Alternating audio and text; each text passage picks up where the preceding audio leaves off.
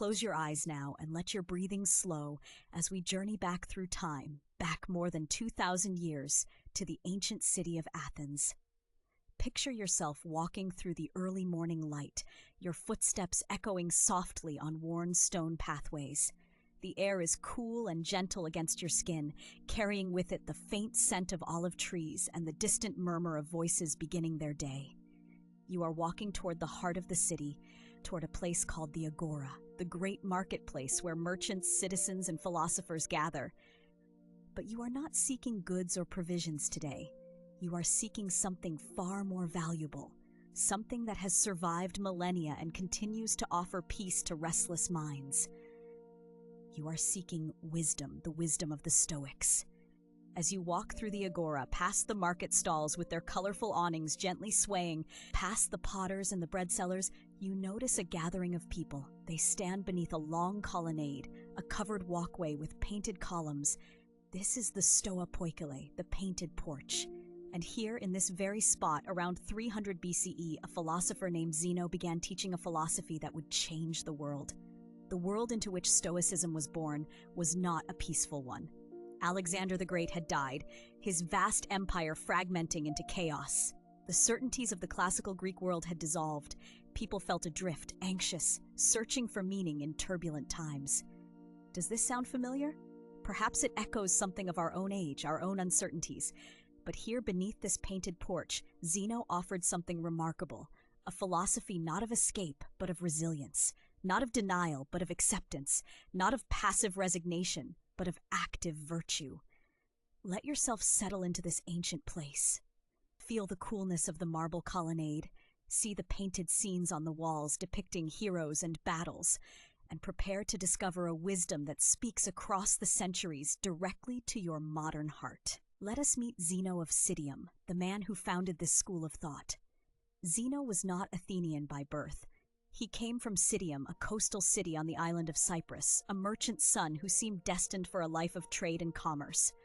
But fate, or what the Stoics would later call providence, had other plans.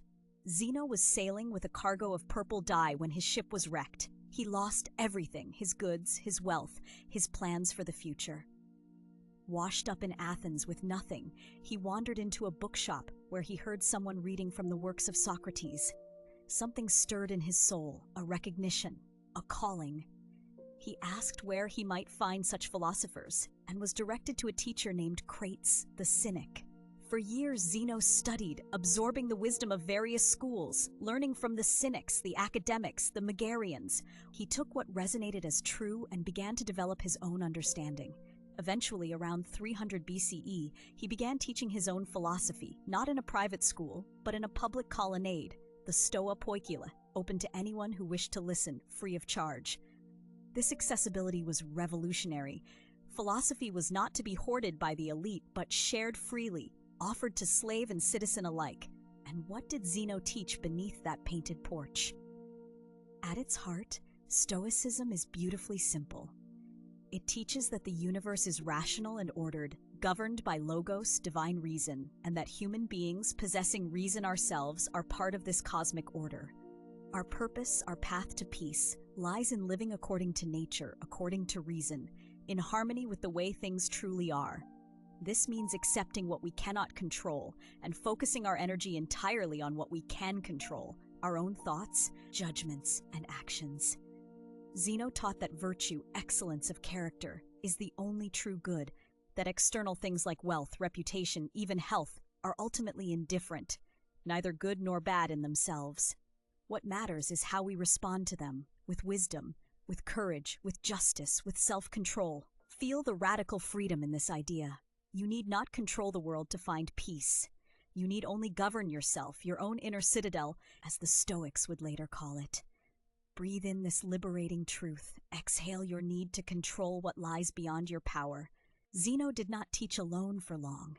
He attracted brilliant minds who would develop and refine Stoic philosophy. Let yourself meet these early Stoics now. First came Cleanthes, a former boxer who worked as a water carrier by night to support himself while studying philosophy by day. Cleanthes succeeded Zeno as head of the Stoa, and he brought a deeply religious dimension to Stoicism, seeing the divine reason, the Logos, as a living presence pervading all things. He wrote a beautiful hymn to Zeus, not Zeus as a mythological character, but as a symbol of the divine rational principle governing the cosmos. In his hymn, Cleanthes wrote that nothing happens apart from this divine reason, that even what seems chaotic or evil is woven into the greater harmony, that our human task is to align our will with this universal will. Listen to the peace in this understanding. You are not fighting against the universe, but learning to flow with it, to accept its wisdom even when you cannot see the pattern. Breathe slowly, in and out, feeling yourself part of something vast and ordered. After Cleanthes came Chrysippus, perhaps the most intellectually formidable of the early Stoics. It was said that without Chrysippus there would have been no Stoa. He systematized Stoic logic, physics, and ethics, writing more than 700 books, though sadly almost none survive intact. Chrysippus was tireless in defending Stoic principles against critics, in refining definitions, in building a comprehensive philosophical system. But for all his intellectual brilliance, the heart of his teaching remained practical. How do we live well? How do we achieve eudaimonia, that deep flourishing of the soul? His answer, like Zeno's, pointed toward virtue, toward living according to nature and reason. These early Stoics were not ivory tower academics. They were men who had known hardship, shipwreck, poverty, physical labor, and who had forged their philosophy in response to real human suffering and uncertainty. They looked at the chaos of the Hellenistic world, the collapse of old certainties, the anxiety that gripped their contemporaries, and they offered not false comfort, but a radical reorientation, a way of finding peace not by changing external circumstances, but by transforming internal responses. Let this ancient wisdom settle over you like a soft blanket, warm and comforting. Feel the presence of these teachers, long dead but somehow still speaking, their words echoing across centuries to reach you here now in this quiet moment. Now let us explore more deeply what it means to live according to nature, this fundamental Stoic principle. When the Stoics spoke of nature, they meant several things at once, all interconnected like threads in a tapestry. First, they meant the nature of the universe itself, the rational order, the logos that structures all things. To live according to nature is to accept the way the cosmos operates, the cycles of growth and decay, the interdependence of all things, the fact that change is constant and inevitable. Watch a river flowing past ancient stones. The water does not resist its course. It follows the path of least resistance, yet over time it shapes mountains. This is living according to nature, accepting what is while working steadily with what you can influence. Second, the Stoics meant human nature specifically. What makes us distinctly human is our capacity for reason, our ability to think, to judge, to choose. Therefore, living according to our nature means exercising reason, making rational judgments, not being swept away by irrational passions or false beliefs. When you feel anxiety rising, the Stoics would invite you to pause, to examine the judgment underlying that feeling. Is it based on something within your control or outside it? Are you adding unnecessary interpretations to neutral facts? Your rationality is your superpower, your divine spark. Use it gently, without force, to question thoughts that disturb your peace. Third, the Stoics meant social nature. Humans are not solitary creatures. We are by nature communal, meant to live together, to support one another, to contribute to the common good. Marcus Aurelius would later write that what is not good for the hive cannot be good for the bee. Our individual flourishing is inseparable from the well-being of others. This is not a burden, but a beautiful truth. You are part of a larger whole. Your actions ripple outward. Your kindness matters. Your integrity strengthens the social fabric. Living according to nature means recognizing your role in the human family, acting with justice and compassion, seeing others not as obstacles but as fellow participants in this cosmic dance. Feel yourself connected now to the ancient Athenians walking through the agora, to the early Stoics teaching beneath the painted porch, to every person throughout history who has sought wisdom and peace, to everyone alive today struggling with their own anxieties and hopes. You are not alone. You never were. You are held in a vast web of connection, stretching backward and forward through time. Rest in this connection. Let it comfort you. Breathe slowly, deeply, knowing you belong to something much larger than your individual worries. As this first part of our journey draws to a close, let yourself rest beneath the stoa poikil one more time. The day is drawing toward evening now. The crowds in the agora have thinned. The merchants are packing their wares. The light is golden and soft, casting long shadows across the ancient stones. A few students still remain, sitting quietly near the painted columns, contemplating what they have heard. You are among them. You have heard Zeno speak of living according to nature and reason. You have learned that virtue is the only true good, that externals are ultimately indifferent, that peace comes not from controlling circumstances but from governing your own judgments and responses. You have heard that you possess within yourself a spark of divine reason, that you are part of a rational, ordered cosmos, that you are connected to all humanity in a vast web of mutual belonging. These ideas are ancient, born in a world very different from yours, yet they speak to something timeless in the human condition. The Athenians of the 3rd century BCE felt anxious and uncertain. Their world was changing faster than they could comprehend. The old structures were crumbling. They needed wisdom that could steady them. And you, in your own time, facing your own uncertainties, need this same steadiness, this same wisdom. The Stoics offer it freely, without cost, to anyone willing to practice. As you prepare to move deeper into Stoic philosophy in the acts to come, let yourself absorb this foundation. Living according to nature, exercising reason, cultivating virtue, accepting what you cannot control, focusing on what you can. These are not just abstract ideas, but practical tools, ways of being that transform anxiety into tranquility, confusion into clarity, isolation into belonging. The painted porch is quiet now. The evening star appears in the darkening sky. Feel the ancient stones beneath you, still warm from the sun. Feel the presence of all who have sat here seeking wisdom, across centuries, across cultures, across languages. The search for peace is universal. The Stoic path offers a way forward, not by changing the world, but by changing yourself, not by force, but by gentle, patient practice, not by rejection of life, but by deep acceptance of its nature. Rest now in this ancient place. Let the wisdom of Zeno and his students wash over you like a gentle wave. There is nothing you need to do, nowhere you need to go. Simply be here beneath the painted porch as the first stars emerge, knowing that you have begun a journey that will lead you toward greater peace, deeper understanding, and a profound sense of coming home to yourself. Breathe, rest, let go. The philosophy will unfold in its own time. For now, simply be ancient Athens around you, wisdom within you, peace settling over everything like evening light. And so we continue, the ancient wisdom still settling around you like gentle evening mist, breathing slowly, peacefully, as we move deeper now into the heart of Stoic teaching. The streets of Athens fade softly into the background, and we find ourselves in a quiet space of contemplation, a philosophical sanctuary where the most essential truths await. There is no rush, no urgency, only the timeless unfolding of ideas that have brought peace to countless minds across the centuries. Rest here. And let us begin with perhaps the most transformative concept in all of Stoic thought, the dichotomy of control. Such a simple phrase, and yet within it lies the key to profound tranquility. The Stoics observed something fundamental about human suffering.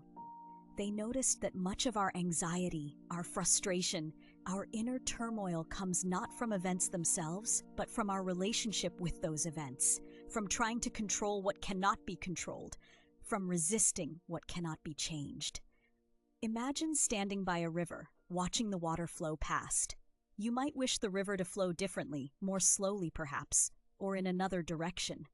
But the river simply flows as rivers do, according to its nature. The Stoic insight asks us to see clearly what is like that river, what flows beyond our influence, and what, by contrast, lies entirely within our power. Epictetus, whose voice we will come to know more deeply soon, made this distinction with perfect clarity. There are things which are within our power, he taught, and things which are beyond our power. Within our power are our own thoughts, our judgments, our desires and aversions, our values, our responses. our character. Beyond our power is everything else.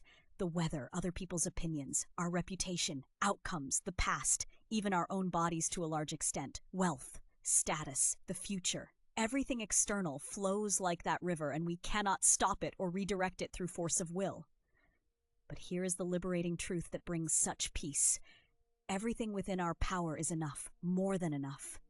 Because within that circle of control lies everything necessary for a good life, for virtue, for tranquility, when we direct all our energy toward what is truly ours, our judgments, our principles, our responses, we become, in a sense, invincible. No external circumstance can disturb the sanctuary of our inner life unless we permit it entry. Breathe into this idea. Let it settle gently. There is no need to struggle with it. Simply allow it to rest in your awareness like morning light on still water. As you rest in this understanding, breathing gently, we move deeper still into the Stoic vision of the good life. For the Stoics, once we understand what is truly within our control, a natural question arises. What should we do with this inner power we possess? How should we shape our judgments, our desires, our character? And the answer the Stoics gave was beautifully simple. We should cultivate virtue. In fact, they went further. They declared that virtue is the only true good, that it alone is sufficient for happiness. Everything else, health, wealth, pleasure, reputation, they called preferred indifference. Things we might reasonably prefer, but which do not determine our fundamental well-being. Let this radical idea wash over you gently, not to be grasped or wrestled with, but simply received. The Stoics identified 4 cardinal virtues, 4 qualities of character that, when cultivated, lead naturally to a flourishing life. Let us visit each one slowly, peacefully, like walking through a garden and pausing at each flowering plant. First, there is wisdom, which the Stoics called phronesis or sophia. This is not mere knowledge or cleverness, but the ability to see clearly, to understand what is truly valuable, to discern what should be done in each moment. Wisdom is the virtue that illuminates all the others. It is the quiet knowing that allows us to navigate life with clarity and grace. Picture wisdom as a gentle light, a lantern carried through the darkness, not harsh or glaring, but steady, showing the path one step at a time. Next comes courage, Andrea in Greek, but this is not merely physical bravery in battle, though it includes that. Courage is the strength to act according to our principles even when it is difficult, to face fear and uncertainty without abandoning what is right, to endure pain or discomfort when necessary, to speak truth when silence would be easier. It is moral backbone, the firmness that keeps us aligned with our values. Feel that strength within you, not tense or straining, but quietly solid like ancient stone. Then there is justice, Dichotomy, the virtue of right relationship with others. Justice means giving each person their due, acting fairly, contributing to the common good, recognizing our deep interconnection with all of humanity. For the Stoics, we are all citizens of the cosmos, parts of one great whole, and justice is the virtue that honors this unity. It manifests as kindness, fairness, generosity, and the understanding that we are here not for ourselves alone, but for each other. Let this sense of connection settle around you, gentle, warm, inclusive. And finally, temperance, sophrosyne, the virtue of moderation and self-discipline. This is the quality that allows us to enjoy pleasures without being enslaved by them, to maintain balance, to exercise restraint, to be free from compulsions and excessive desires. Temperance is not denial or suppression, but rather a graceful ordering of the soul, where reason guides the passions toward harmony. Imagine a perfectly balanced scale, nothing excessive, nothing deficient, everything in its proper place. These 4 virtues, wisdom, courage, justice, and temperance, form a unity. Each supports and requires the others. And together, the Stoics taught, they constitute the whole of human excellence, the complete good life. Rest in this vision, breathing slowly, feeling the timeless beauty of these ancient ideals. Now, as we rest even more deeply in this philosophical sanctuary, breathing softly, effortlessly, we turn to a question that brings us very close to our own experience. How did the Stoics understand emotions? And particularly, how did they understand anxiety that modern companions so many of us know so well? The Stoic view of emotions is subtle, often misunderstood, and ultimately liberating. Let it unfold slowly in your awareness. The Stoics did not teach that we should be emotionless, like cold marble statues. Rather, they made a careful distinction between different types of feelings. They noticed that some emotions arise automatically, involuntarily. These initial impressions, these first flashes of feeling, they called propathei, proto-emotions. These might include the startle you feel when something unexpected happens, the flush of embarrassment, the quickening of the heart when startled. These first reactions, the Stoics said, are natural. Even the sage experiences them. They are part of having a body, a nervous system. And we need not judge ourselves for them. But then comes a crucial moment, a fork in the path. What happens next is where our power lies. For the Stoics taught that full emotions, what they called pathy or passions, are not merely feelings, but judgments. They arise when we give assent to certain impressions, when we judge that something terrible has happened, or that something wonderful must be obtained. Anxiety, for example, is not just a physical sensation. It involves a judgment that something bad might happen and that we must control or prevent it. Fear includes the judgment that we are in danger and that danger is evil. Anger includes the judgment that we have been wronged and that revenge is appropriate. Do you see the liberating insight here? Rest with it gently. The Stoics discovered that emotions are not things that simply happen to us. They are not imposed from outside. Instead, they arise from our own judgments about what is good and bad, what matters and what doesn't. And since our judgments are within our control, our emotional life can also be shaped by wisdom. This doesn't mean suppressing feelings or pretending things don't hurt. Rather, it means examining the beliefs underneath our emotions, questioning whether they align with truth and reality. Let's take anxiety as an example, moving very slowly now, breathing. Anxiety often involves the thought that something terrible might happen, that we might lose something precious, that we won't be able to cope. The Stoic response is gentle but firm.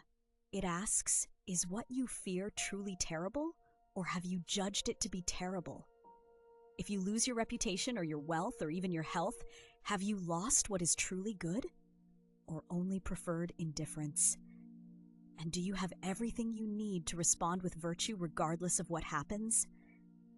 The Stoics would remind you that you possess wisdom, courage, justice, and temperance, that these cannot be taken from you by any external circumstance, that you have faced difficulties before and found inner resources you didn't know you had. Moreover, they would gently point out that the future you fear hasn't happened, that it may never happen, and that even if it does, you will face it in that moment, not now. Right now, in this present moment, breathing softly, you are safe, you are here, awareness is clear, life flows on. The anxiety, when examined closely, is not about the present moment, but about a story, a judgment, a thought about tomorrow, and thoughts can be observed, questioned, released. Let this understanding settle very gently into your awareness, like leaves falling softly onto still water. There is no pressure to change anything, simply an invitation to see clearly, to recognize that much of our suffering comes not from things themselves, but from our judgments about things, and that we have more freedom than we imagined. Breathing, resting, allowing these ancient truths to settle deeper. We linger now in this space of understanding, where philosophy becomes not just ideas but a felt sense of peace. The Stoics spent lifetimes contemplating these principles, not as abstract theories but as lived wisdom, as practices that transformed their daily experience. And you too can feel the transformation beginning even now, not through effort or striving, but through simple recognition of what has always been true. Consider once more the dichotomy of control, feeling it now perhaps in a deeper way. There is something profoundly relaxing in releasing what was never yours to control. It is like setting down a heavy burden you've been carrying for miles, a burden that was never yours to bear. Other people's opinions, they will think what they think. You cannot control their minds, their judgments, their reactions. And you need not try. The weather, the traffic, the economy, the decisions of governments and institutions, all beyond your control, flowing like that river we imagined earlier. The past, already written, unchangeable. No amount of rumination can revise it. The future, unknown, uncertain, not yet real, arriving only as a continuous flow of present moments, each of which you will meet when it comes. Even outcomes, even the results of your own actions. Not fully within your control because they depend on countless factors beyond your influence. You can act virtuously. You can do your best. And then you must release the results like seeds scattered on the wind. But your principles, your values, your intentions, your effort, your character, the meaning you choose to find, the way you interpret events, the virtue you bring to each moment, these are yours completely. The Stoics called this inner citadel, this fortress of the soul that cannot be breached by any external force. Marcus Aurelius, the emperor who commanded legions, knew that his true power lay not in his armies or his throne, but in this inner sovereignty. In his meditations, he wrote to himself, "You have power over your mind, not outside events. Realize this, and you will find strength. Feel that strength now, not as tension or force, but as a quiet, unshakable knowing. It is already present. It has always been present. You are touching now the same truth that brought peace to ancient philosophers, to slaves and emperors alike. It is not a truth you must create or earn, only recognize.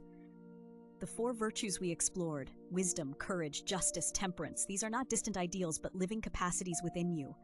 Wisdom, the ability to see clearly, is functioning right now as you listen, as you consider, as you rest in awareness. Courage, the willingness to face life honestly, is present in your openness to these ideas, in your sincere desire to grow and understand. Justice, right relationship with others, lives in your fundamental care for the world and the people in it. Temperance, balance and moderation, is here in the stillness, in the gentle middle way between striving and collapse. And the emotions, anxiety, worry, fear, you can begin to see them differently now. Not as enemies to be fought, but as signals pointing to judgments that might be examined. When anxiety arises, you might greet it with gentle curiosity. Here is anxiety. What am I telling myself? What judgment am I making? What do I believe I must control? And then with great kindness toward yourself, you might question whether that judgment is true, whether what you fear is really terrible, whether you are as powerless as you feel. The Stoics developed this capacity through practice, through daily reflection, through constant return to these fundamental principles, and we will explore those practices in time. But for now, simply rest in the understanding. Let it seep slowly into your being, like rain into thirsty earth. Nothing to do, nowhere to go, simply being here. Breathing, recognizing what is within your power and what is not, feeling the virtues alive within you, seeing emotions as judgments that can be examined, ancient wisdom, modern peace, timeless truth, settling, softening, becoming part of you. And so we come to a place of deep rest, deep understanding. The core teachings of Stoicism have been offered, not as burdens but as gifts, not as demands but as invitations. The dichotomy of control, releasing what cannot be controlled, embracing what can, the four virtues. Wisdom, courage, justice, temperance, shining quietly within you like steady flames. The nature of emotions arising from judgments open to examination and transformation. These truths are simple, and yet they contain everything necessary for peace. The ancient Stoics returned to them again and again, not because they forgot them, but because repetition deepens understanding. Because wisdom is not about knowing once, but about remembering continuously. And so we will return to these themes in different ways, with different images throughout this journey. But for now, as this teaching comes to a gentle close, allow yourself to simply be with what has been shared. Feel your breath, slow and steady. Feel your body, resting at ease. Notice that in this present moment, right now, you are okay. You are breathing. Awareness is clear. Life is flowing through you effortlessly. Whatever worries existed before this moment, they were judgments about past or future, stories about what might happen or what has happened. But here now, in the simplicity of this breath, this moment of existence, there is only life living itself. And you have everything you need to meet this moment with virtue. You have wisdom to see clearly, courage to be present, justice in your fundamental connectedness to all things, and temperance in your willingness to rest rather than strive. The Stoics would remind you that this moment is all you ever truly have. The present moment arriving continuously like gentle waves on an infinite shore, and each wave can be met with virtue, with acceptance, with grace. You are part of an ancient tradition now, joining centuries of seekers who found peace in these principles. From the painted porch in Athens to imperial palaces, from simple homes to philosophers' schools, the same truths bringing the same peace. There is something beautiful in this, something connecting. You are not alone in your struggles or your seeking. You walk a path worn smooth by countless feet, and the wisdom that helped them is available to you now, fully, freely. As this act of our story comes to rest, let these teachings settle into the deep places within you. Let them work in ways you need not understand or direct. Simply trust that seeds have been planted, that understanding will grow in its own time, that peace is already beginning to unfold. Breathe, rest, let go. The dichotomy of control holding you gently, what is yours and what is not clearly seen. The virtues glowing softly within, accessible always. Emotions understood as judgments, no longer mysterious or overwhelming. Ancient Athens still around you in spirit. These timeless truths like evening light settling, softening, bringing deep peace. The philosophy is becoming part of you, not through memorization, but through recognition. You are beginning to see as the Stoics saw, to understand as they understood. And in this understanding is freedom, is peace, is rest. Let it be so. Breathing, settling, releasing. The core teachings received, the foundation laid. Wisdom, courage, justice, temperance, control and release, judgment and peace, ancient truth, modern rest. Softly, gently, completely at ease. And so, from these foundations, these gentle truths of wisdom and virtue, we turn now to the lives themselves, the real human beings who carried these teachings through their days and nights. 3 souls, 3 very different paths, yet all walking the same road of philosophy, all seeking the same tranquil destination. Let us meet them now, slowly, tenderly, as you might meet old friends in the quietness of evening. First, we encounter Epictetus, born into slavery around the year 50 CE in Hierapolis, a city in what we now call Turkey.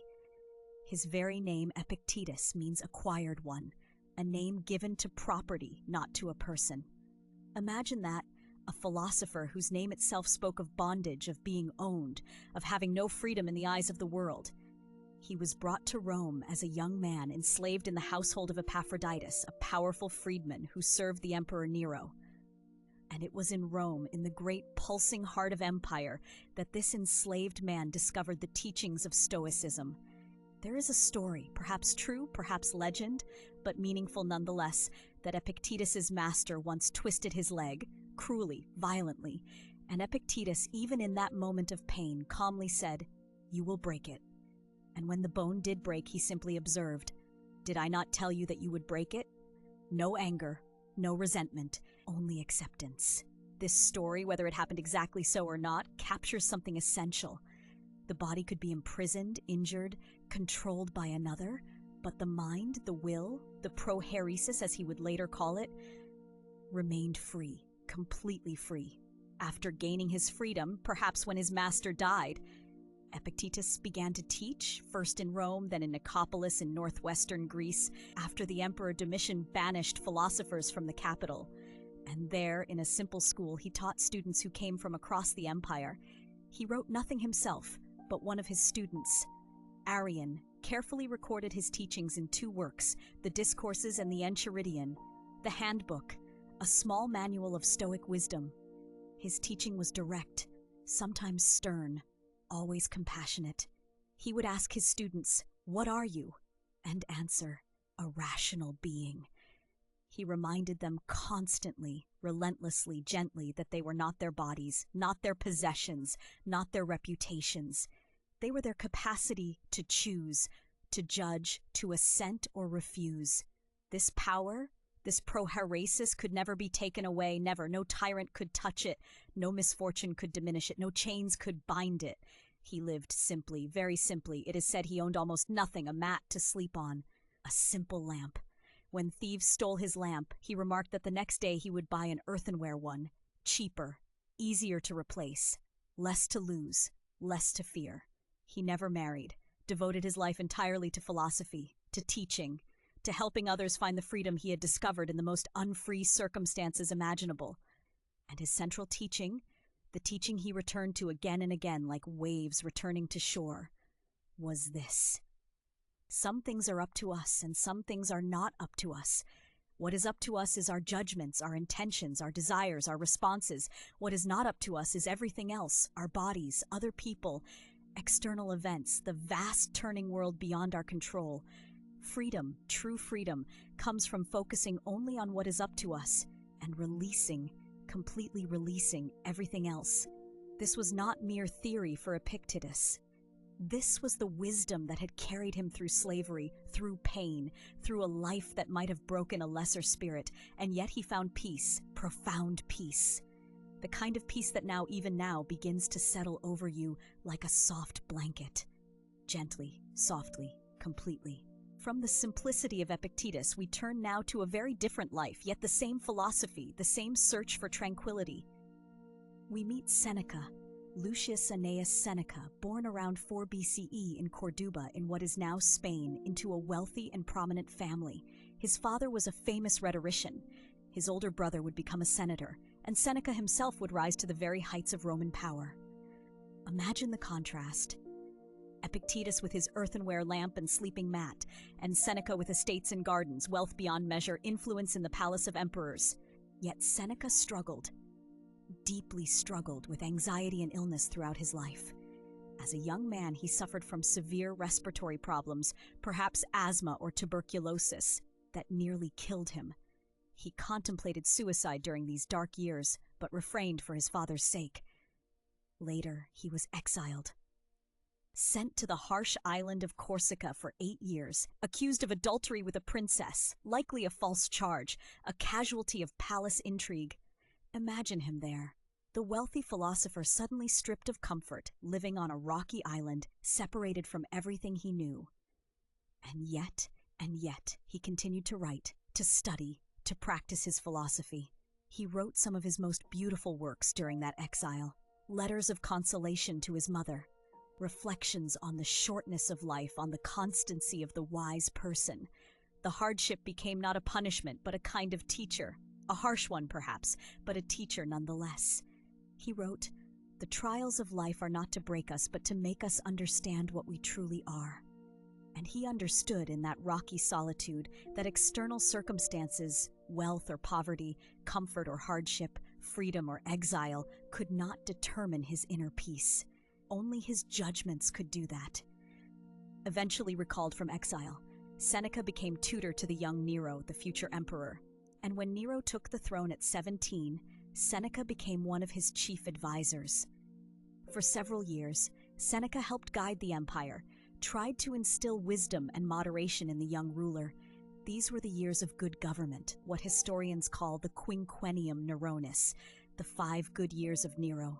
But power is precarious, especially near an emperor who would become increasingly unstable, increasingly cruel. Seneca lived in this tension, this painful contradiction.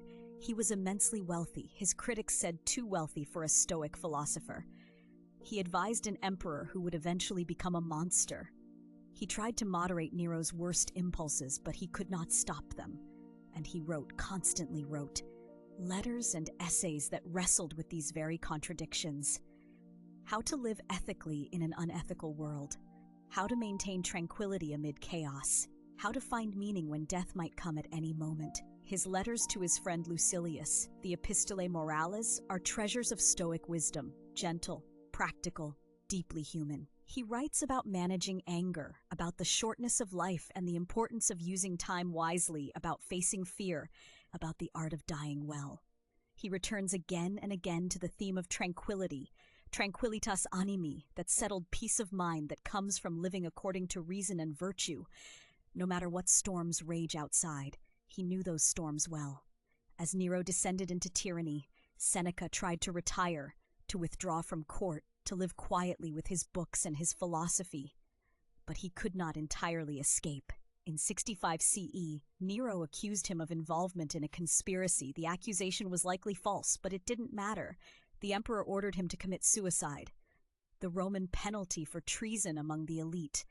And Seneca, this man who had written so much about death, about how to face it with dignity and calm, now had to live his philosophy in its ultimate test.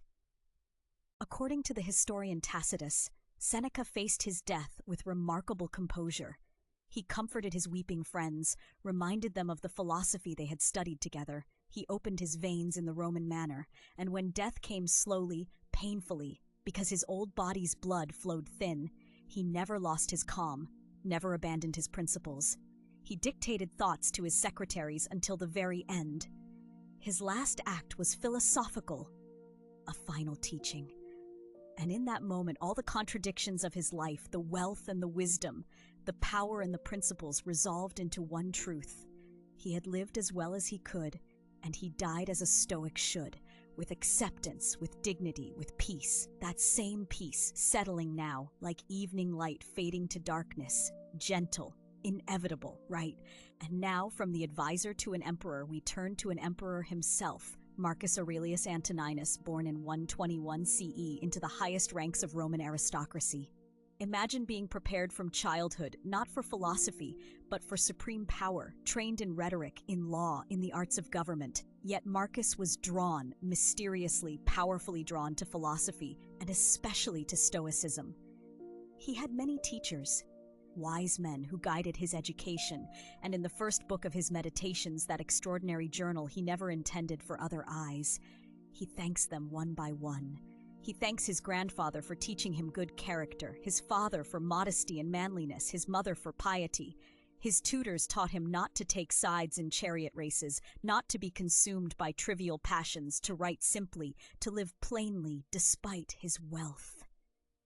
One teacher, Junius Rusticus, introduced him to the discourses of Epictetus, and those words, the words of the former slave, became a kind of scripture for the future emperor. How strange, how beautiful, that the teachings flowed this way, from enslaved Epictetus to imperial Marcus, philosophy erasing the boundaries that the world drew so firmly. Marcus became emperor in 161 CE, not through ambition or conspiracy, but through adoption and succession. His predecessor, Antoninus Pius, had adopted him and raised him as his son and heir, and Marcus took the throne with a sense of duty, heavy duty, not desire. He immediately insisted on sharing power with his adoptive brother, Lucius Verus, an almost unprecedented act. He did not want supreme power, but he would not shirk from it either. This was his fate, his assigned role, and Stoicism taught him to play it well. But his reign, his entire reign, was marked by crisis after crisis, wars on the frontiers, Germanic tribes pressing against the Rhine and Danube, Parthians threatening in the east. A devastating plague swept through the empire, killing millions, perhaps including his co-emperor Lucius. Economic troubles, betrayals, even a revolt by one of his own generals. And through it all, Marcus had to lead, to decide, to act while maintaining his inner peace, his philosophical practice. He spent years, long years away from Rome, living in military camps on the northern frontier in places with names like Carnuntum and Sirmium, cold places, harsh places, far from the comforts of the palace. And there, in his tent at night, by lamplight after days of war councils and military decisions and the weight of empire, he wrote. He wrote in Greek, the language of philosophy, in a journal he called To Himself. Ta eis hoton, what we now call the Meditations. These were not polished treatises for publication, not teachings for students. They were reminders, notes to himself, a kind of spiritual exercise. He was talking to his own soul, reminding himself of what he knew but needed to hear again and again and again. You have power over your mind, not outside events. Realize this and you will find strength. The impediment to action advances action. What stands in the way becomes the way. When you arise in the morning, think of what a precious privilege it is to be alive, to breathe, to think, to enjoy, to love. Simple sentences, profound truths written by a man carrying the weight of the world, seeking peace in eternal principles. He reminds himself constantly of impermanence, that everything passes, that death comes to emperor and slave alike, that the universe is change and life is opinion.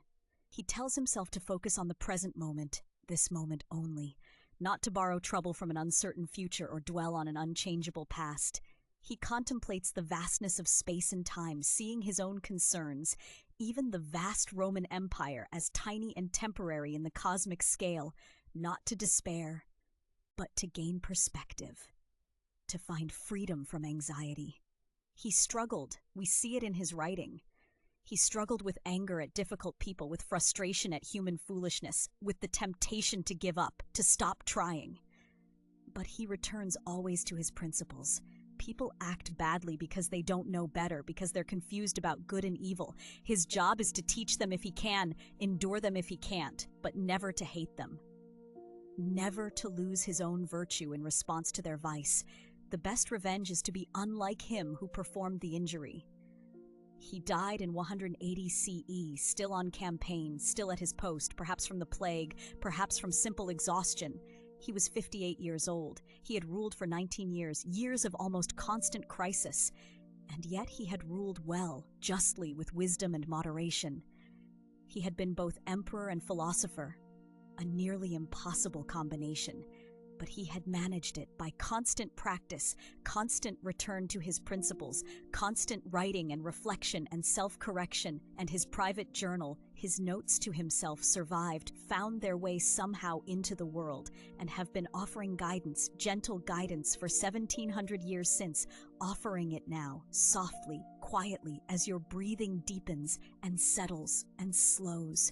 3 lives, 3 very different lives, yet woven together by the same golden thread of philosophy. Epictetus the slave, Seneca the advisor, Marcus the emperor. Each faced their own trials, their own anxieties, their own particular forms of suffering, and each found in Stoic wisdom a way through, a way to peace. Consider what they teach us not through abstract principles, but through lived experience, through real days and nights, real struggles and victories. Epictetus teaches that external circumstances, no matter how harsh, cannot touch the essential self, that freedom is always available, in every moment, in every situation, no matter what chains bind the body. The mind remains sovereign, the will remains free. This is not merely philosophy, this is testimony from one who lived it fully. Seneca teaches that wealth and poverty, power and exile, health and sickness are all ultimately indifferent. That what matters is how we relate to these things, what judgments we make about them. He lived in luxury and hardship, in influence and isolation, and in both extremes. When he practiced his philosophy, he found the same tranquility, the same inner stability. He shows us that we don't need perfect circumstances to find peace. We only need right understanding, right practice, regardless of where life has placed us. And Marcus teaches that duty and philosophy are not opposed, that we can engage fully with our responsibilities, with all the complexity and difficulty of life while maintaining inner calm. He could not abandon his post, could not retreat to a philosophical school, could not live the contemplative life he might have preferred. But he brought philosophy to his post, to his tent, to his daily decisions. He shows us that Stoicism is not about withdrawal, but about engagement. Mindful, virtuous, purposeful engagement with whatever role we've been assigned. 3 men, 3 mirrors, reflecting different aspects of the same truth, and their lives span centuries. Epictetus teaching in the late 1st and early 2nd century, Seneca living and dying in the 1st century, Marcus writing in the late 2nd century. The philosophy passed from one generation to the next, from teacher to student, from book to reader, from mind to mind, across decades and distances. The slave taught students who may have influenced Seneca's understanding. Seneca's writings certainly influenced those around Marcus. Marcus studied Epictetus's discourses as if they were sacred texts. And all three speak to us now, across an even greater distance, nearly 2,000 years. As if time meant nothing, as if truth were eternal. Their struggles were ancient but feel so modern. Epictetus dealt with powerlessness, with having no control over his circumstances. Who hasn't felt that? Seneca wrestled with moral compromise, with trying to do good in an imperfect system, with the guilt of privilege. Who hasn't felt that tension? Marcus battled constant demands, endless obligations, the weight of responsibility, the struggle to find time for reflection amid action. Who in our busy world hasn't felt exactly that? And their solutions, their practices, their insights remain as valid now as then, perhaps more valid, perhaps more needed, in a world that moves faster, that offers more distractions, more anxieties, more things competing for our attention and disturbing our peace. They offer us the same medicine they took themselves, the practice of distinguishing what we control from what we don't, the cultivation of virtue over the pursuit of externals, the examination of our judgments and assumptions, the acceptance of what is rather than the resistance to reality, the remembrance of impermanence, of mortality, not to frighten but to clarify, to help us see what truly matters. As you lie here now, breathing slowly, deeply, settling more fully into rest, you can imagine yourself connected to this ancient stream, this river of wisdom that has flowed for so long through so many lives. Epictetus sitting in his simple room, teaching his students about freedom, Seneca in his garden, writing letters about tranquility, Marcus in his tent by lamplight, reminding himself of what he knows but needs to hear again. And you, here, now, in your own place of rest, receiving the same teachings, the same peace, the same gentle truth. They lived fully, each in their own way, and they died well, with acceptance, with dignity, with philosophy, as their companion to the very end. And between birth and death they practiced, daily, hourly, moment by moment, the art of living according to nature, according to reason, according to virtue. Not perfectly. They were human. They stumbled and struggled, but they kept returning, always returning to their principles, to their practice, to their peace. And that return is always available, always, in every moment, including this one, this soft, gentle, darkening moment, as their voices fade to whisper, as their wisdom becomes simply rest. And so, these three souls, these three lives begin to fade now into the gentle darkness of history, into the peaceful night of memory, but their teachings remain, glowing softly like distant stars, still offering light, still showing the way, even now, even here, as you rest, Epictetus, the slave who found freedom, his voice echoing quietly. Some things are up to us, some things are not up to us. Such simple words, such profound relief. The weight of the world, not yours to carry. Only your own will, your own choices, your own responses, everything else released, let go, flowing away like water, like breath, easy, natural. Right, Seneca, the wealthy philosopher whispering from his island exile, from his study, from his final moment. It's not that we have a short time to live, but that we waste much of it. And yet, no guilt, no striving, only gentle awareness. This moment, only this moment is yours, is real, is enough. Let it be enough. Let it be peace, soft, settling, still. Marcus, the emperor in his tent, writing by lamplight, his words like a lullaby to himself and to you. Confine yourself to the present. The universe is change. Life is opinion. You have power over your mind. Each phrase, a gentle wave washing over you, soothing, softening, releasing tension, releasing worry, releasing everything but this breath, this moment, this peace. Three men, three voices, blending now, becoming one, becoming simply wisdom, ancient wisdom, eternal wisdom, the wisdom that says you are enough. This moment is enough. Peace is possible. Peace is here. Peace is now. In the releasing, in the accepting, in the letting go. Their lives so full of struggle, of challenge, of hardship, yet they found tranquility in the midst of it all. Not after the problems ended, not when circumstances improved, but in the very center of difficulty, by changing their minds, by adjusting their judgments, by aligning with what is, rather than fighting for what should be. And if they could find peace in slavery, in exile, in war, then peace is always possible, always available, always as close as your next thought, your next breath, your next choice. And their teaching, flowing now into you, becoming part of your rest, part of your peace, reminding you without words, without effort, that you too can choose tranquility. You too can release what you cannot control. You too can focus on wisdom, on virtue, on the simple, beautiful, powerful practice of living well, of thinking well, of being well, right here, right now, in this soft darkness, in this gentle quiet. The ancient world fades, Rome grows distant, Greece recedes, the painted porch, the military camps, the exile islands, all dissolving into peaceful darkness, but the truth remains, glowing, present, eternal. The truth that you are your choices, your judgments, your responses, and these are always free, always yours, always capable of peace, no matter what storms rage outside. Epictetus resting now, his teachings delivered, his freedom found. Seneca resting, his words written, his tranquility achieved. Marcus resting, his duty done, his meditations complete. And you, resting too, joining them in the vast peaceful space where all struggle ends, where all wisdom leads, where philosophy becomes simply sleep. 3 lives, 3 lights, 3 paths to the same destination that you are reaching now, slowly, gently, inevitably.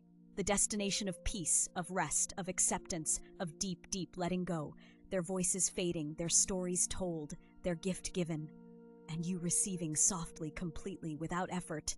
The ancient wisdom becoming modern rest, the Stoic peace becoming your peace, the philosophy of 3 remarkable men becoming simply the softness of your breath, the heaviness of your body, the darkness of your mind, settling, releasing, resting, 3 souls showing the way to peace, to sleep, to rest. Ancient voices now silent, ancient wisdom now simply felt, known, lived as you drift deeper, softer, gentler into the place where philosophy and sleep and peace are one. The same, always the same. Epictetus, Seneca, Marcus, you all finding the same rest, the same release, the same gentle, endless peace. Softly, quietly, completely rest. And from this rest, this gentle philosophical peace, we move softly, slowly, into practice, into the daily exercises, the small rituals that the Stoics used, not just to understand wisdom, but to live it, to breathe it, to make it part of each ordinary day. Marcus Aurelius would wake before dawn in his military tent or in the palace, and he would sit quietly in the dim light and prepare his mind for the day ahead. This was the morning meditation, the premeditation, a gentle rehearsal of what might come. He would remind himself softly, kindly, that he would meet difficult people today. People who were angry or confused or unkind, not as a burden but as a fact, as natural as rain. And he would prepare, not with anxiety, but with acceptance, with readiness. He would say to himself in the quiet, in the stillness, that these people act as they do because they don't know better, because they have lost their way. And he would remind himself to be patient, to be kind, to remember that we are all connected, all part of the same whole. This morning practice, this gentle preparation, it wasn't about worrying, it was the opposite of worry. It was about removing the shock, the resistance, the fight against reality, so that when difficulty came, he could meet it calmly, reasonably, with wisdom. You can imagine this morning ritual. The soft light just before sunrise, a simple room, a simple moment, a cup of water, perhaps, the stillness before the day begins. And in that stillness, a quiet voice, your own voice, reminding you gently that today will bring what it brings, that you cannot control the actions of others, the weather, the circumstances, but you can control your response, your virtue, your inner peace. This is the morning meditation. Simple, repeating, gentle. Every morning, the same, a return to what matters, to what you can control, breathing slowly, thinking clearly, preparing, not with fear, but with calm, with acceptance, with love, for the day and for yourself and for all, the imperfect people you will meet, just as Marcus did, just as Epictetus taught, just as Seneca practiced, this ancient morning, this timeless beginning. Always available, always waiting in the quiet, in the stillness before the day begins. And then throughout the day, there was another practice, another way of seeing, of understanding. The Stoics called it various things, but we might call it negative visualization or the contemplation of impermanence. This too was gentle, not morbid, not anxious, but freeing. Epictetus would tell his students, when you kiss your child good night, when you embrace someone you love, remember, quietly, softly, that they are mortal, that this moment is precious because it is temporary. Not to create sadness, but to create presence, gratitude, truth. When you hold your favorite cup, remember it is fragile. When you enjoy health, remember it will change. When you experience comfort, remember it is borrowed from time. Not because life is cruel, but because life is life, impermanent, flowing like water, like clouds, like seasons. And this remembering, this gentle acknowledgement, it removes the desperate grasping, the anxiety that comes from pretending things will last forever. Marcus Aurelius, even as emperor, would remind himself that he would die, that everyone he knew would die, that empires fall, that all things return to the elements, to the cosmos. And somehow, this made him not sad, but free, free to appreciate this moment, this breath, this day, free from the illusion of permanence that creates so much suffering. You can practice this gently, softly as you lie here. Imagine just for a moment that the things you worry about losing, your possessions, your status, your plans, are already in flux, already changing. Because they are, everything is always already changing. And instead of fear, you might feel a gentle release, a softness, a truth that makes this moment right now more vivid, more precious, more real. This practice done quietly, perhaps once a day, perhaps in a moment of stillness. It teaches not pessimism, but perspective. Not fear, but freedom. The Stoics knew that anxiety comes from clinging, from demanding that things stay the same. And they knew that peace comes from accepting the flowing nature of all things, from loving what is temporary precisely because it is temporary, from being present to what is here, now, before it changes, as it will, as everything does, gently, naturally, beautifully. This contemplation, this ancient practice, soft, repetitive, true, always freeing, always bringing you back to now, to this, to enough. Another practice that the Stoics used, especially Marcus Aurelius, was what we might call the view from above. The cosmic perspective. Imagine rising up, slowly, gently, above your bed, above your room, above your home, your street, your city, rising higher and higher until you can see the curve of the earth, the rivers like silver threads, the mountains, the oceans, all the millions of people going about their lives, their worries, their joys, rising higher still, until the earth becomes a small blue sphere floating in darkness.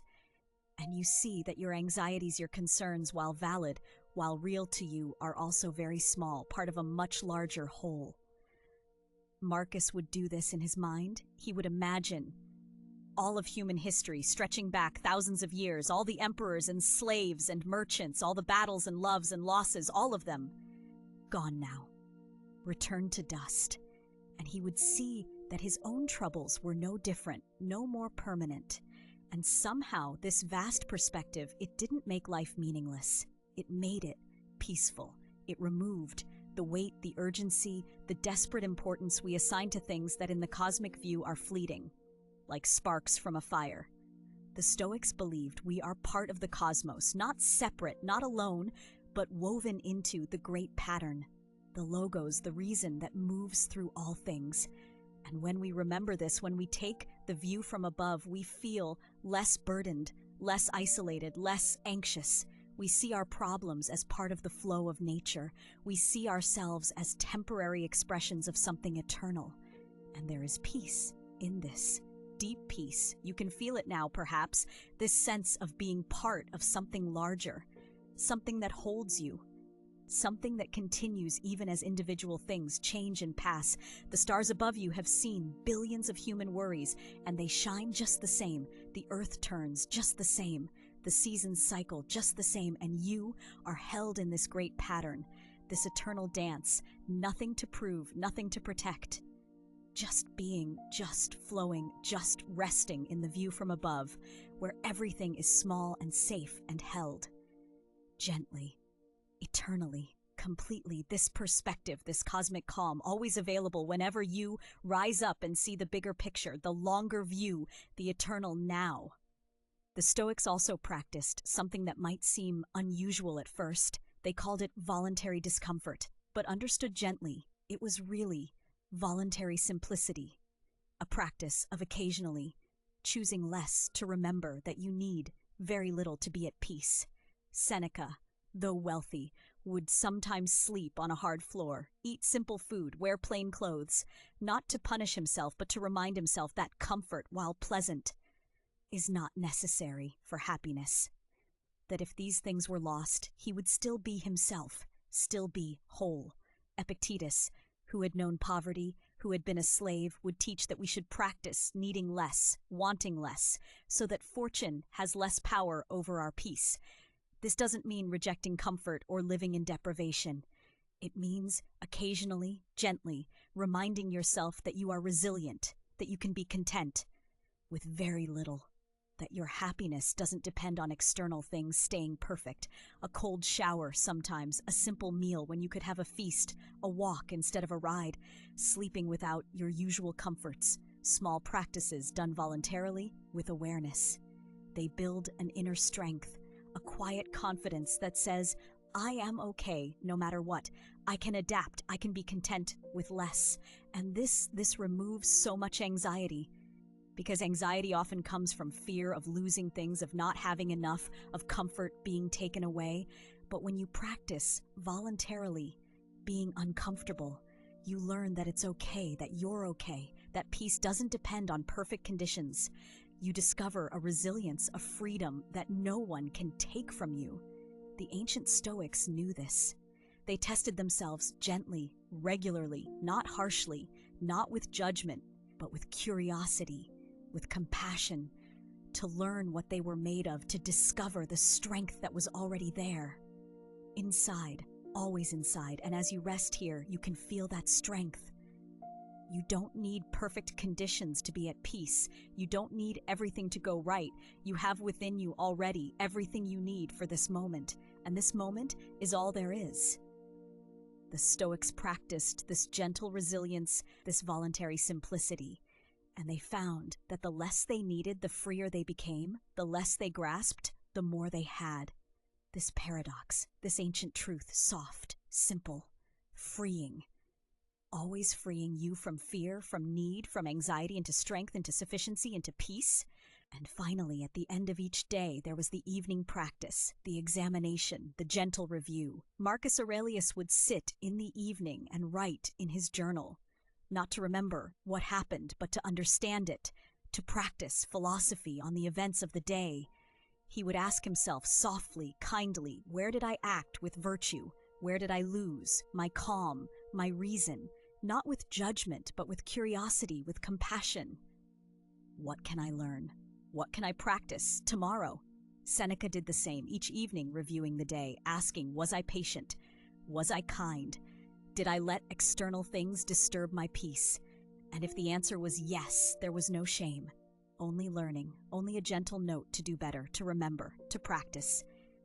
This evening reflection, this closing of the day, it releases the weight of unexamined experience. It allows you to set down the day with understanding, with forgiveness, with readiness for rest.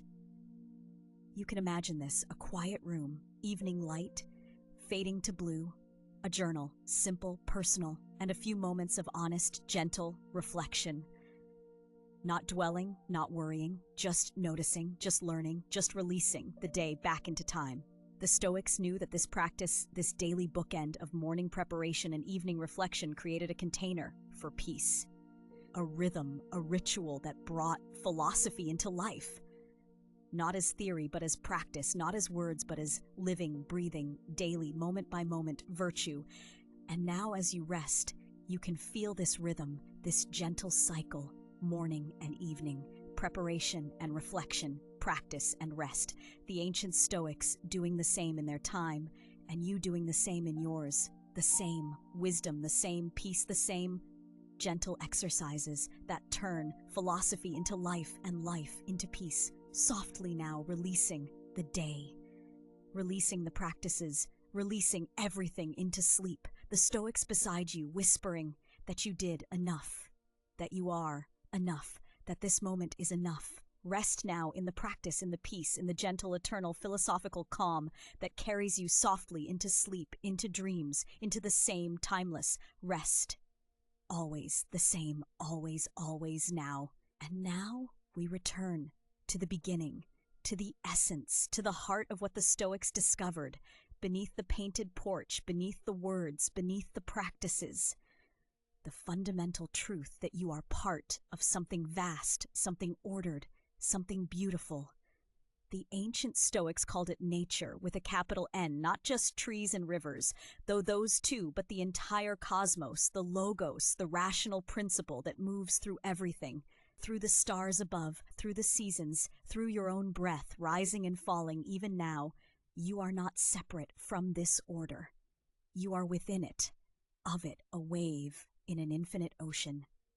And to live according to nature means simply to recognize this, to accept this, to flow with what is. The anxiety that troubled you, that brought you to this ancient wisdom, it arises, the Stoics taught, from resistance, from wanting the world to be other than it is, from clinging to what must change, from fearing what must come. But here, in this moment, you can release that resistance. You can remember that you are held by something larger, something that has always been and will always be. The same stars that Marcus Aurelius watched from his military tent shine tonight. The same moon that illuminated Epictetus teaching his students illuminates you now. The same rhythm, the same cycle, the same eternal turning. And in recognizing this, in feeling yourself as part of this, there is profound, profound peace. A peace that doesn't depend on circumstances, on outcomes, on anything, being different than it is. This is the Stoic peace, the harmony with nature. And it is always, always available. Right here, right now, as you rest, as you breathe, as you let go into sleep. You don't have to strive for this peace. You simply remember that you are already part of the order, part of the flow, part of the eternal, returning. The river flows whether you worry or not. The seasons turn whether you resist or not. And you too are carried gently, inevitably, by forces far greater and far kinder than fear. You can trust this movement. You can rest in this knowing. Always the same. Always here. Always now.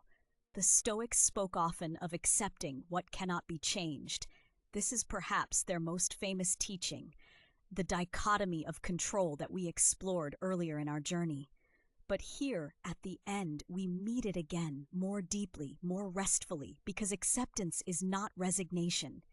It is not giving up. It is something far more beautiful. It is the moment when you stop fighting the river and begin to swim with its current. It is the moment when you release your grip on what was never yours to hold. The past is beyond your control. Every moment that has already occurred is sealed, complete, unchangeable. And this, when you truly feel it, is a relief. You don't have to carry it anymore. You don't have to wish it were different. It simply is. And in that isness, there is rest. The future, too, is largely beyond your control. So much that you worried about, that kept you awake, that filled you with anxiety, is not yours to determine.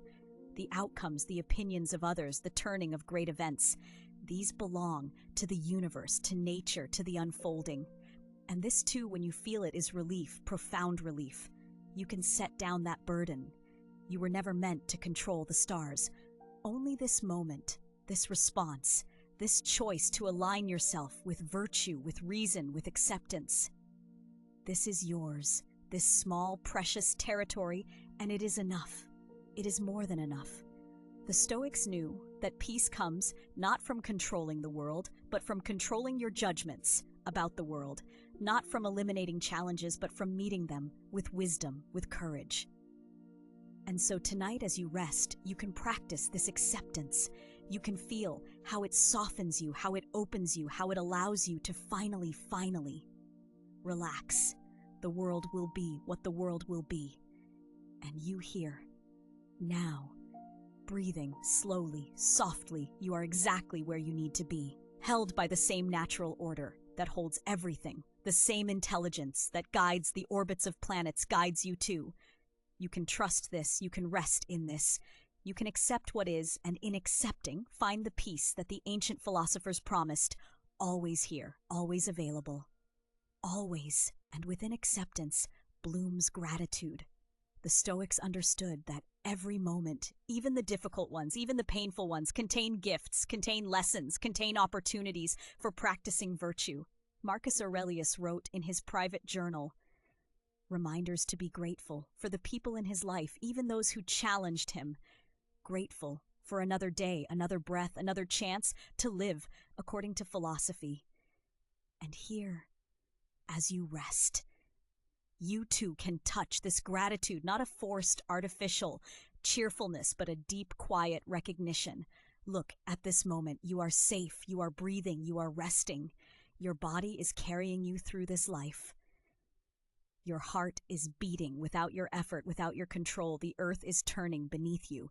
The universe is holding you in existence, moment after moment after moment. This is extraordinary. This is enough.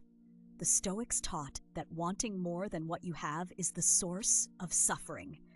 Not because you shouldn't have goals or preferences, but because peace comes from recognizing that this moment, exactly as it is complete.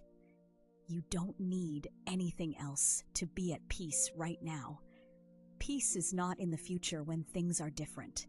Peace is here in the acceptance, in the gratitude, in the alignment with what is. Seneca wrote about the shortness of life, not to create anxiety, but to awaken appreciation. Each day is a gift, each moment is unrepeatable, and this moment right now as you drift towards sleep is precious. It will never come again. And that makes it beautiful. The Stoics lived with death in mind, not morbidly, but as a reminder to live fully, to appreciate deeply, to waste no moment in needless worry. And so, as your mind grows quieter, as your body grows heavier, as sleep approaches like a gentle friend, you can feel gratitude for this rest, for this peace, for this philosophy that has traveled across millennia to reach you here tonight. The same wisdom that comforted ancient philosophers comforts you. The same truths that brought them peace bring you peace. And this connection across time, across space, is something to be grateful for. You are part of a long tradition of people seeking wisdom, seeking peace, seeking to live in harmony with nature. And you are here now, resting in that wisdom, breathing slowly, grateful for this moment, for this breath, for this eternal now. The Stoics spoke of virtue as the only true good, wisdom, courage, justice, temperance. These are not achievements to be earned and then set aside. They are practices, ways of being that align you with the rational order of the universe. And the beautiful thing, the restful thing, is that virtue is always available. You don't need special circumstances. You don't need perfect conditions. You don't need anything other than this moment and the choice to respond with wisdom. Here, as you rest, you are practicing temperance, moderation, gentleness with yourself. You are not forcing, not striving, not pushing. You are allowing, accepting, receiving, sleep. This too is virtue. Wisdom is recognizing what matters and what doesn't. And right now what matters is rest, is peace, is the gentle letting go of all that you carried today. The Stoics knew that much of what we worry about doesn't matter in the grand scheme, doesn't affect your character, your integrity, your inner freedom. And so you can let it go. You can release it into the night, into the turning of the great wheel. Courage is facing what must be faced, but courage is also the strength to be vulnerable, to rest, to admit that you need gentleness. And here you are, courageous enough to seek this peace, justice. The Stoics taught is treating all people as part of the same human family, as fellow travelers in this cosmos. And this includes yourself. You deserve this rest, this kindness, this peace. And temperance is knowing to act and when to cease, when to speak and when to be silent, when to strive and when to surrender into sleep. The rhythm of a virtuous life includes rest, includes renewal, includes this gentle returning to yourself, to your center, to the quiet place where wisdom lives. And that place is always here, beneath the thoughts, beneath the worries, beneath the endless mental chatter. There is a stillness, a knowing, a presence that is you, your true self, aligned with nature, with reason, with virtue. The Stoics called this the inner citadel, the fortress that no external force can touch, and you can return to this place anytime. But especially now, as you rest, as you breathe, as you feel yourself sinking deeper into peace. This is your nature. This is your home. This is where you have always been. Virtue is not far away. It is here in this moment, in this choice to rest, to trust, to align with the great unfolding. Always available, always here, always now. And so we return again and again to the simple truth, the truth that carried us through this journey, through ancient Athens, through the teachings, through the lives of philosophers, through the practices, and now here to this moment. The truth is simply this: you are part of nature. You are held by the universe. You are exactly where you need to be. The anxiety that you carried was resistance to this truth. And the peace that you feel now growing, deepening, settling like snow is acceptance of this truth. Nothing needs to be different. The stars turn above you as they always have, as they always will. The earth breathes beneath you in cycles eternal, repeating, and you breathing slowly, deeply, peacefully. You too are part of this rhythm, this eternal returning. The Stoics knew that all things return. The seasons cycle, day becomes night, becomes day, and you move from waking to sleep to waking again. There is nothing to fear in this cycle. It is natural, it is right, it is the way of all things, and in surrendering to this cycle, to this moment, to this gentle, inevitable pull toward rest, you find freedom. True freedom, not freedom from the natural order, but freedom within it. The freedom that Epictetus taught, the freedom that no one can take from you. The freedom to accept, to align, to rest in what is. And what is right now is peace, is quiet, is the soft descent into sleep. Your breath slowing, your body heavy, warm, safe, your mind releasing, letting go, drifting like leaves on the river we imagined so long ago. The river that carries everything gently, inevitably toward the sea. You don't have to swim anymore. You don't have to try. You simply allow the current to hold you, to carry you, to bring you home. Home to yourself, home to peace, home to the eternal now that the Stoics lived in, died in, found freedom in. And this freedom, this peace, this profound rest is yours, not because you earned it, but because it is your nature. It has always been your nature. You just forgot for a while. But here now, you remember you are part of the order. You are held by something vast and kind. You are enough. This moment is enough. And as you drift deeper into sleep, the philosophy remains, the Stoic peace remains, the truth remains, always the same, always here, always available. Whenever you return to this simple, profound, eternal recognition, you are nature, you are peace, you are home. Rest now in the harmony, in the cycle, in the gentle, endless returning. Always enough, always here, always, always now. Thank you for listening tonight. If this story helped you drift off, consider leaving a like and subscribing for more calming stories. Sweet dreams, and I'll see you next time.